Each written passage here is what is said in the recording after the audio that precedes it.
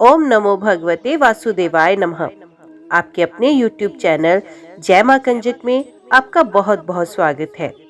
आज की वीडियो में हम कार्तिक मास महात्म्य का कथा अध्याय 21 और 22 और इसके साथ ही श्रीमद् भागवत गीता का अध्याय 10वां आपके सामने प्रस्तुत करने जा रहे हैं।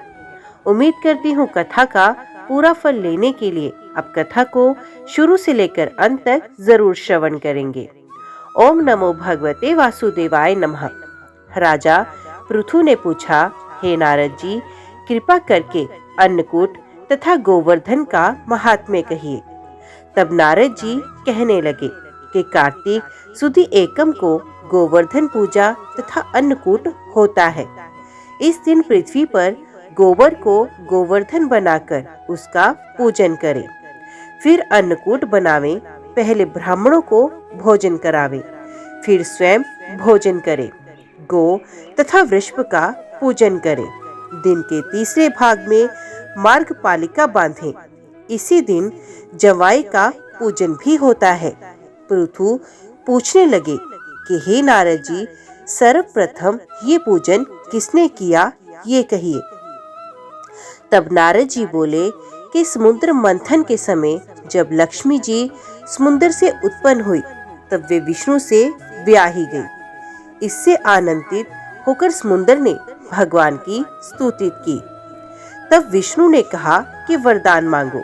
ये सुनकर समुद्र ने कहा कि हे भगवान, आप लक्ष्मी जी सहित मेरे यहाँ निवास करो। तब विष्णु जी ने कहा, ऐसा ही होगा। उसी दिन से दामाद का पूजन आरंभ हुआ है।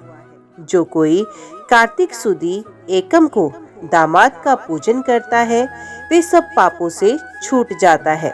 नारद जी कहते हैं, हे राजन, कार्तिक शुक्ला दूज को यम द्वितीया कहते हैं। इस दिन यमुना जी में स्नान करके यमराज का पूजन करते हैं।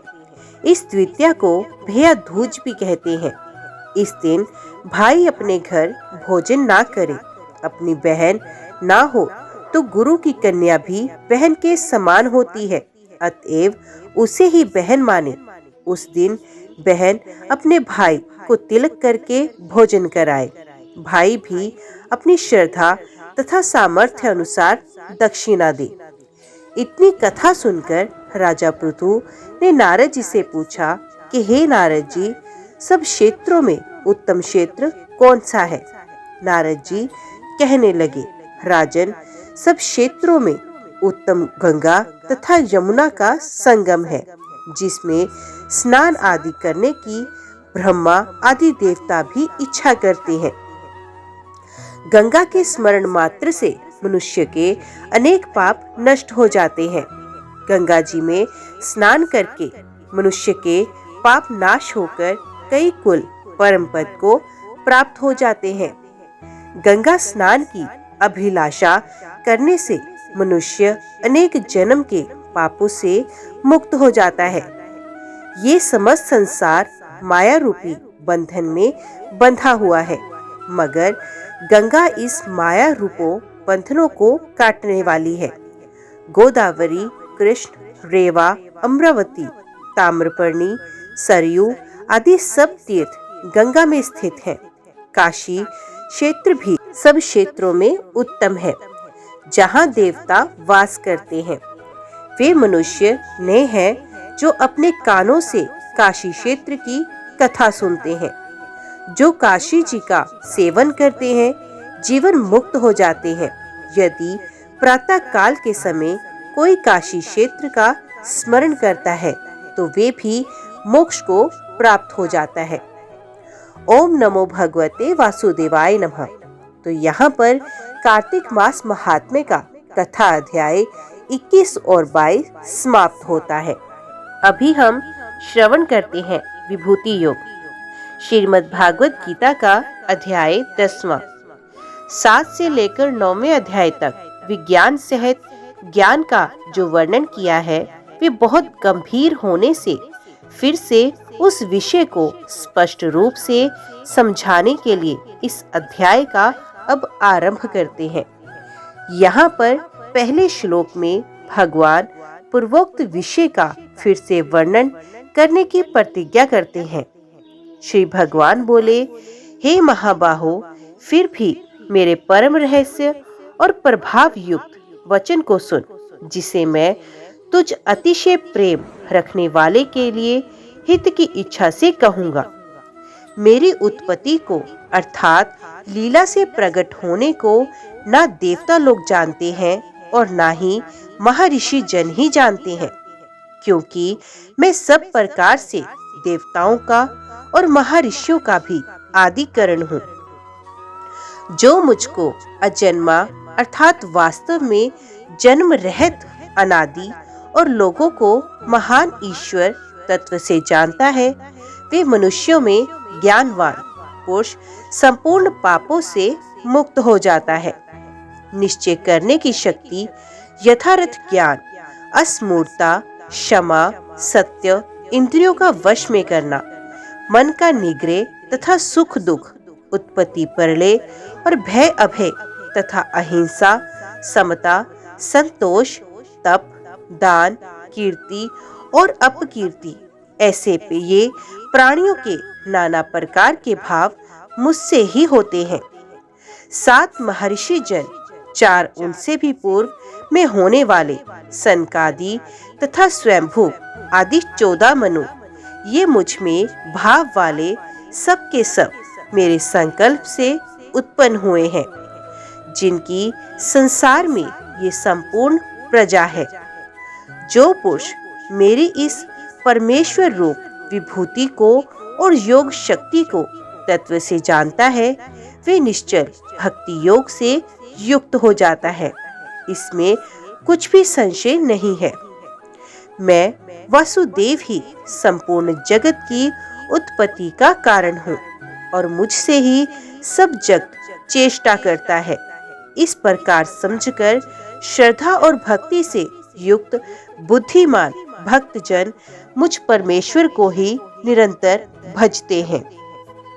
निरंतर मुझ में मन लगाने वाले और मुझ में ही प्राणों को अर्पण करने वाले भक्तजन मेरी भक्ति की चर्चा के द्वारा आपस में मेरे प्रभाव को जानते हुए तथा गुण और प्रभाव सहित मेरा कथन करते हुए ही निरंतर संतुष्ट होते हैं और मुझ वसुदेव में ही निरंतर रमण करते हैं। उन निरंतर मेरे ध्यान आदि में लगे हुए और प्रेम पूर्वक भजने वाले भक्तों को मैं वे तत्व ज्ञान रूप योग देता हूँ, जिससे वे मुझको ही प्राप्त होते हैं। हे अर्जुन, उनके ऊपर अनुग्रह करने के लिए उनके अंतकरण में स्थित हुआ मैं स्वयं ही उनके अज्ञान जनित अंधकार को प्रकाश में तत्व ज्ञान रूप दीपक के द्वारा नष्ट कर देता हूँ। अर्जुन बोले, आप परम ब्रह्म, परम धाम और परम पवित्र हैं, क्योंकि आपको सब ऋषिगण सनातन दिव्य पुरुष और देवों का भी आदि देव, अजन्मा और सर्वव्यापी कहते हैं। वैसे ही देव ऋषि नारद तथा असित और देवल ऋषि तथा महर्षि व्यास भी कहते हैं और आप ही मेरे प्रति कहते हैं। हे केशव, जो कुछ भी मेरे प्रति आप कहते हैं, इस सब को मैं सत्य मानता हूँ। हे भगवान, आपके लीला में स्वरूप को ना तो दानव जानते हैं और ना देवता ही। हे भूतों को उत्पन्न करने वाले, हे भूतों के ईश्वर, हे देवों के देव, हे जगत के स्वामी, हे पुरुषोत्तम, आप स्वयं ही अपने से अपने को जानते हैं।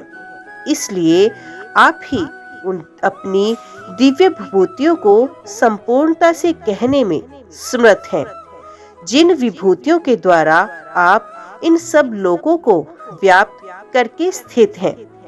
हे योगेश्वर, मैं किस प्रकार निरंतर चिंतन करता हुआ आपको जानूं, और हे भगवान, आप किन किन भावों से मेरे द्वारा चिंतन करने योग्य हैं।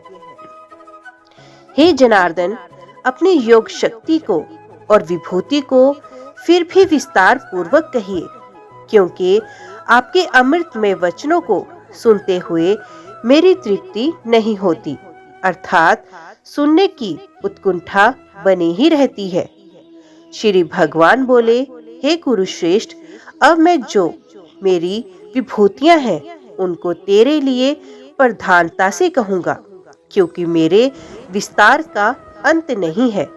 हे अर्जुन, मैं सब भूतों के हृदय में स्थित सबकी आत्मा हूँ तथा संपूर्ण भूतों का आदि, मध्य और अंत भी मैं ही हूँ। मैं अदिति के 12 पुत्रों में विष्णु और ज्योतियों में किरणों वाला सूर्य हूँ तथा 49 वायु देवताओं का तेज और नक्षत्रों का अधिपति चंद्रमा हूँ। मैं वेदों में सामवेद हूँ, देवों में इंद्र हूँ, इंद्रियों में मन हूँ और भूत प्राणियों की चेतना अर्थात जीवन शक्ति हूँ। मैं एकादश रुद्रों में शंकर हूँ और यक्ष तथा राक्षसों में धन का स्वामी कुबेर हूँ।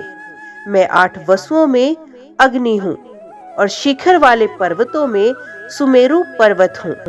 पुरोहितों में मुखिया बृहस्पति मुझको जान। हे पार्थ, मैं सेनापतियों में सकंद और जलाशयों में समुद्र हूँ। मैं महर्षियों में भृगु और शब्दों में एक अक्षर अर्थात ओंकार हूँ। सब प्रकार के यज्ञों में जप यज्ञ और स्थिर रहने वालों में हिमालय पर्वत हूँ। मैं सब वृक्षों में पीपल का वृक्ष, देवऋषियों में नारद मुनि, गंधर्वों में चित्ररथ और सिद्धों में कपिल मुनि हूँ। घोड़ों में अमृत के साथ उत्पन्न होने वाला उच्चश्रवा नामक घोड़ा, श्रेष्ठ हाथियों में ऐरावत नामक हाथी और मनुष्य में राजा मुझको जान। मैं शस्त्रों में वज्र और गोओं में कामधेनु हूँ। शास्त्रोक्त रीति से संतान की उत्पत्ति का हेतु कामदेव हूँ और सर्पों में सर्पराज वासुकी हूँ। मैं नागों में शेषनाग, जलचरों का अधिपति वरुण देवता हूँ और पिंजरों में अर्यमा नामक पितृ तथा शासन करने वालों में यमराज मैं हूँ। मैं दैत्यों में प्रहलाद और गणना करने वालों का समय हूँ तथा पशुओं में मृगराज सिंह और पक्षियों में मैं गरुड़ हूँ। मैं पवित्र करने वालों में वायु और शस्त्रधारियों में श्री राम हूँ तथा मछलियों में मगर हूँ और नदियों में श्री भागीरथी गंगा जी हूँ। हे अर्जुन, सृष्टियों का आदि और अंत तथा मध्य भी मैं ही हूँ। मैं विद्याओं में अध्यात्म विद्या अर्थात ब्रह्म विद्या और परस्पर विवाद करने वालों का तत्व निर्णय के लिए किए जाने वाला वाद हूँ। मैं अक्षरों में अकार हूँ और समासों में द्वंद्व नामक समास हूँ। अक्षय काल अर्थात काल का भी महाकाल तथा सब और मुख वाला विराट स्वरूप, सबका धारण पोषण करने वाला भी मैं ही हूँ। मैं सबका नाश करने वाला, मृत्यु और उत्पन्न होने वालों का उत्पत्ति हेतु हूँ तथा स्त्रियों में कीर्ति, श्री, वाक, स्मृति, मेधा, धृति और क्षमा हूँ तथा गायन करने योग्य श्रुतियों में मैं बृहत साम हूँ, छंदों में गायत्री छंद हूँ तथा महीनों में मार्गशीर्ष और ऋतुओं में वसंत मैं हूँ। मैं छल करने वालों में जुआ और प्रभावशाली पुरुषों का प्रभाव हूँ। मैं जीतने वालों का विजय हूँ, निश्चय करने वालों का निश्चय हूँ और सात्विक पुरुषों का सात्विक भाव हूँ। वृषवंशियों में वसुदेव अर्थात मैं स्वयं तेरा सखा, पांडवों में धनंजय अर्थात तू, मुनियों में वेद व्यास और कवियों में शुक्राचार्य कवि भी मैं ही हूँ। मैं दमन करने वालों का दंड अर्थात दमन करने की शक्ति हूँ, जीतने की इच्छा वालों की नीति हूँ, गुप्त रखने योग्य भावों का रक्षक मौन हूँ और ज्ञानवानों का तत्व ज्ञान मैं ही हूँ। और हे अर्जुन, जो सब भूतों की उत्पत्ति का कारण है वे भी मैं ही हूँ, क्योंकि ऐसा चर और अचर कोई भी भूत नहीं है जो मुझसे रहित हो। हे प्रथम, मेरी दिव्य विभूतियों का अंत नहीं है। मैंने अपनी विभूतियों का ये विस्तार तो तेरे लिए एक देश से अर्थात संक्षेप से कहा है। जो जो भी विभूति युक्त अर्थात ऐश्वर्य युक्त, कांति युक्त और शक्ति युक्त वस्तु है, उसको तू मेरे तेज के अंश की ही अभिव्यक्ति जान। अथवा हे अर्जुन, इस बहुत जानने से तेरा क्या प्रयोजन है? मैं संपूर्ण जगत को अपनी योग शक्ति के एक अंश मात्र से धारण करके स्थित हूँ। ओम नमो भगवते वासुदेवाय नमः। तो यहाँ पर कार्तिक मास महात्म्य का कथा अध्याय 21 और 22 और साथ ही श्रीमद् भागवत गीता का अध्याय 10वां समाप्त होता है। उम्मीद करती हूँ वीडियो आपको पसंद आई होगी। वीडियो पसंद आई हो तो वीडियो को लाइक और चैनल को सब्सक्राइब जरूर कीजिएगा। जय श्री कृष्णा लिखकर कमेंट बॉक्स में अपनी हाजिरी और अपने सुझाव देना ना भूलिएगा। तो मिलते हैं अगले अध्याय के साथ। तब तक के लिए देखते व सुनते रहिए। जय मां कंजक, जय माता दी।